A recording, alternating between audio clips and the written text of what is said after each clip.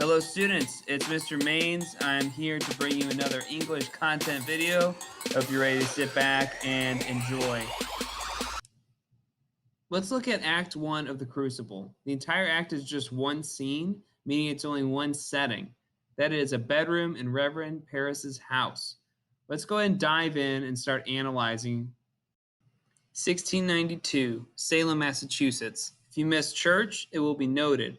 If you partake in vain enjoyments, you must be close to the devil. If you have a simple dispute with your neighbor, it could escalate to a problem with spiritual or moral repercussions. Similarly to the Red Scare of the 1950s, interests and way of life that did not conform to the status quo could have severe, if not lethal, consequences. Let's look at scene 1. Our inciting incident has already occurred offstage in the timeline of the play. Tituba and several young women in the town have already gathered in the woods to sing, to dance, to cast love charms, to conjure the spirits of Goody Putnam's dead children, and, perhaps, some darker things. Now, Reverend Paris kneels by his only daughter, Betty, who can't or won't wake up. He needs her to be back to normal. His job and reputation are at stake. Let's look at our first subscene. Betty and Ruth won't wake up. Reverend Paris orders Tituba out of the room, channeling all of his frustration about the situation toward his slave from Barbados. Paris's young, pretty niece, Abigail Williams, enters to introduce a representative of the village doctor. The doctor says that he is at a loss to help Betty wake up. He suggests that Paris begin looking at unnatural causes for the girl's problems. Paris begins to press Abigail about the events in the woods. The subtext here suggests that Paris has heard the rumors about Abigail's relationship with John Proctor. This is evident when Paris asks Abby why she was fired from Proctor's house and not hired by anyone else in the village for the last 7 months. Their conversation is quickly interrupted as some prominent members of the community make their way into the room. Let's look at our next sub-scene. We're going to call this Scene 1B with the Putnams. The Putnams, as Thomas and Ann Putnam walk in, we can follow the stage directions to see that Paris's initial reaction is to turn away the people who are entering the room, but upon seeing that it is the Putnams, he changes his attitude rather quickly. Thomas Putnam is described as a man with many grievances. He's arguably the richest man in Salem and uses that status as a means of having power over the politics and decisions made in Salem. He either believes sincerely or sees tremendous opportunity in the discussions of possible witchcraft in Salem. His wife, Ann Putnam, is a woman who has been disturbed by the loss of 7 of her babies who died hours after birth. Mrs. Putnam may or may not believe that witchcraft is truly happening in Salem, but she is certainly placing herself on the side of people who say they believe witchcraft is happening, citing that the following strange events have occurred. Betty Paris flying over the houses, the devil keeping the girls inert, that her children were murdered, possibly by supernatural means, and much more. In this subscene, we also learn that Mrs. Putnam sent her daughter Ruth to Tituba in order to conjure the spirits of the dead babies, to determine who killed them. This revelation terrifies Paris. However, it also forces the Reverend to re-examine his previous conversation with Abigail. He must now reckon with the fact that more than dancing happened in the woods. Many members of the community begin gathering to find out what is going on in their town. The Putnams urge to go downstairs and declare that the devil is at work in Salem. Paris hesitates with that action, but he does announce that he will go lead the congregation in a psalm to calm the growing crowd.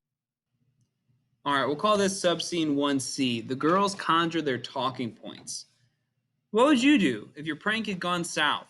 Your little cousin who tagged along to the party is now making things worse by pretending to be comatose. Well, you shake her violently, of course. With the adults out of the room, Mercy Lewis and Abigail move quickly to try to awaken young Betty. Mercy reveals that she gave Ruth Putnam a good smack, which woke that young girl momentarily. She even previously revealed that Ruth had given a powerful sneeze as well. As an audience member, we should notice through those comments that the young girls may very well be maintaining their inertness intentionally. Mary Warren, described as a breathless, subservient, naive, and lonely girl, runs up the stairs to plead with Abby to confess to the dancing and the conjuring, saying that they'll only be whipped for those two crimes. During the event in the woods, Mary only watched. She was a bystander. She's also the girl who replaced Abigail in the Proctor household. Their clear personality differences surely were crucial in Elizabeth Proctor's decision to hire Mary. Betty, upon hearing Mary's recommendations to confess, whimpers, giving her first sign of alertness. The girls rush to her bed. Abby sits her up and begins furiously shaking her. Abby even threatens to beat her if she doesn't wake up. After saying that she wants to fly to her mama while drawing herself towards the window and getting one leg out into the open air, Abigail drags her back inside and asks her what her problem is. After all, Abigail has already told Reverend Paris about the dancing and conjuring of spirits. Betty then gives the audience an additional piece of what happened in the woods. She asserts that Abigail drank blood. She drank that blood as a charm or spell to kill Elizabeth Proctor, the wife of the man Abigail loves. Abigail reacts violently to Betty, smashing her across the face, according to the stage directions.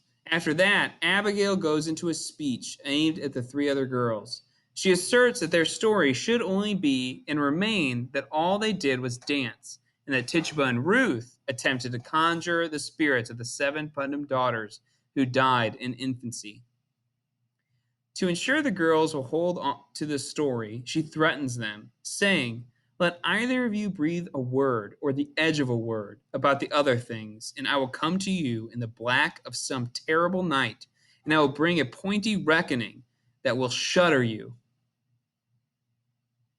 The threat from Abigail to cut any of these would-be witches is enough to have Betty faint once more. Moments later, John Proctor enters the room. He quickly sends Mary Warren on her way home to help Mrs. Proctor. Mercy Lewis also sees herself out to go tend to young Ruth Putnam, leaving John Proctor alone with Abigail Williams. And that's where we'll stop this part 1 review of Act 1 of The Crucible. As you can see, we have 3 sub-scenes left. Next, we'll be reviewing the conversation between Proctor and Abigail as they're alone. Then Hale will arrive to Salem, so we'll see how he interacts and changes the dynamics. And as he begins his investigation, we will see the interrogation of Abigail and Tituba. Thanks for listening so far. I look forward to seeing you in the next video.